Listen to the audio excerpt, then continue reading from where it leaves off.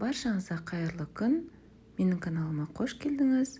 Бүгін өте дәмді, нәзік, сүтті қыз тортын дайындайтын боламыз.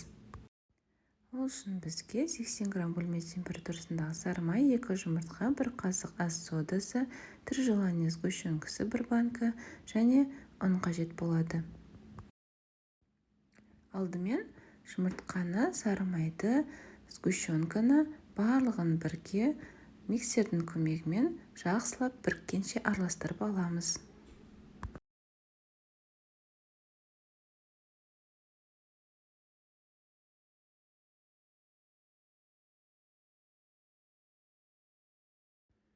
Массамыз бірігіп жақсылап араласқаннан кейін ұнымызды қосамыз және содамызды қосып біріккенше араластырып аламыз.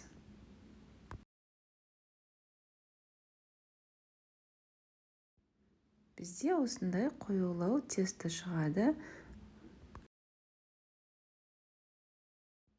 Пергаментке 24 диаметрлік форманың көлемімен бірдей қылып, карандашпен сызып аламыз және тестімізді 2 ас қасықтан салып, сол сызықтан шығармай жайып шығамыз. Тестімізді біркелкі етіп жаямыз. Бір жері қалың, бір жері жұқа болып кетпеуі керек. Осылай барлық тестімізді жайып шығамыз. 180 градус қызып тұрған пеште қызарғанша пісіріп аламыз. Міне біздің корждарымыз пісті. Менде 7 корж шықты. Енді кремін дайындайтын боламыз. Кремне бізге сливки және қант қажет болады. Миксердің жай жылдамдығында қантымыз бен сливкимізді араластырып бастаймыз. Сливкиміз қоюлана бастаған кезде жылдамдықты жай-жайдан көбейтіп отырамыз. Міне бізде осындай қою крем шығады. Кремді қатты араластыра берудің қажеті жоқ, себебі креміміз іріп кетуі мүмкін. Енді тортымызды подложкаға жинап бастаймыз. Ол үшін подложкаға азғантай крем жағамыз, жылжып кетпеу үшін тортымыз.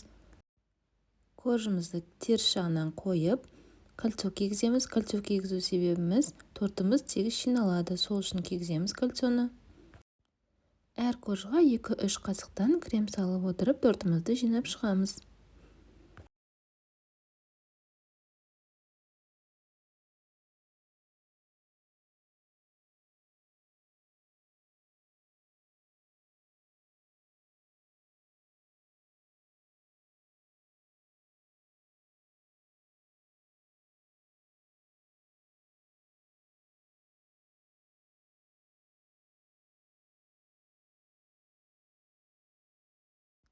Соңғы коржды қойғаннан кейін кольцоны шешіп, жақсылап жан-жағын тегістеп шығамыз қалған креммен.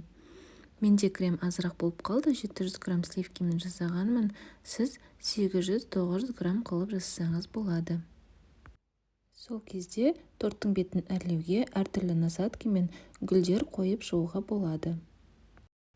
Мен торттың шетіне осындай кондитерлік магазиндерден алынған вафельная кружка сеуіп шықтым.